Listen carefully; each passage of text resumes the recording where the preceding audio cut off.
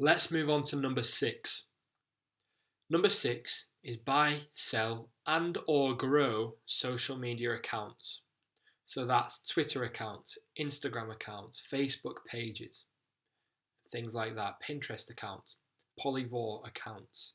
Basically, any social media network in which you can grow a following, a user base, a passionate audience who love what you put out, love the content you post. Anything like that you can use.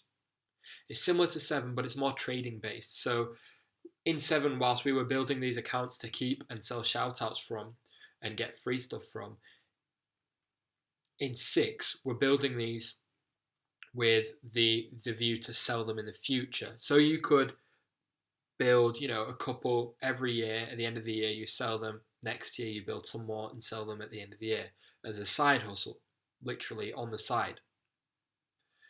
It's brilliant for viral marketers and social account growth hackers, and basically anyone who knows how to get people talking and loving the content that they put out. If you're running a Shopify dropshipping website and you have Facebook pages such as,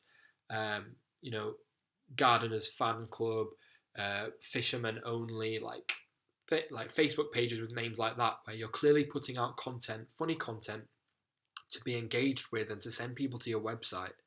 If you end up selling that website or stopping running that website for whatever reason, you're still going to have these social media accounts in future. So you can either continue running these social media accounts or you can sell them. And you can also buy them, as I've discussed with point 7. You can buy them on all sorts of different marketplaces. You can buy them privately. You can reach out to the page owners via Facebook message or via DM on Instagram or Twitter and see if they're open to a sale. If they haven't posted in a while, they probably are open to a sale and to make some money off this page that they no longer use and are interested in. And it can be likened to digital property development / flipping. So with, housing and development where someone will buy an old rundown house, they'll do it up because they'll improve the interior and perhaps the exterior, and then they'll sell it for a profit. And in terms of social media, what you would be doing is, in this case, buying all the unused accounts or underutilized accounts, like my example that I just gave, where perhaps someone hasn't posted on a page in a few months or even over a year. You'd buy that very cheaply because, it's not worth that much right now. It's not monetized. It's been neglected. And you would start posting on it constantly. You'd get that engagement back up. You get those page likes back up. You get that page growing again.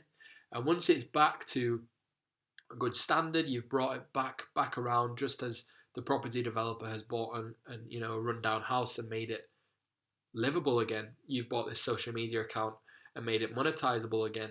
You can then flip it. You can sell it.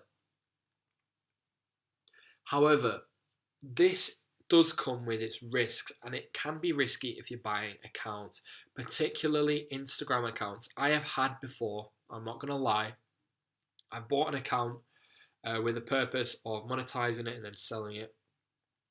And I had it for about a month, and then for some reason, somehow, my access to it was taken away. Someone hacked it, got into it, changed the password, changed the email, changed the mobile phone number. So if you are planning on entering this model for a side hustle or even a full-time income, you need to be wary that there are scammers around. You need to do your due diligence every time you're considering buying an account. You need to use a service like escrow, like Flipper or escrow, or even a middleman that you trust when you're buying accounts, and you need to ensure that this person you're buying it from cannot get access to this account again, even through account recovery procedures after they've sold it to you.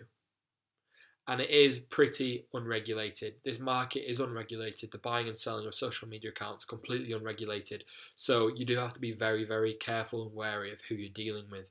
You need to ask for feedback from previous buyers or sellers, depending if you're, if you're buying or selling an account from this person. But regardless of these downsides, you can build a very large portfolio very effectively simply by buying one large account that has a couple 100,000 followers and then leveraging the influence and the reach and the engagement and the power this large account has to then filter and stream followers through to new smaller accounts that you have. Perhaps you have a 5,000 follower account in the health niche and you've bought a 100,000 account in the fitness niche. What you can do is use that fitness niche account to filter people through to your smaller health and beauty account, and then you can grow that health and beauty account up to 20,000-30,000 followers, turn that into a brand or whatever, and then you can sell that fitness account after you're done using it for whatever you wanted to use it for. And you could also, of course, sell the health and beauty account as well for a profit, because it'll have 30,000 followers. That's a very valuable account.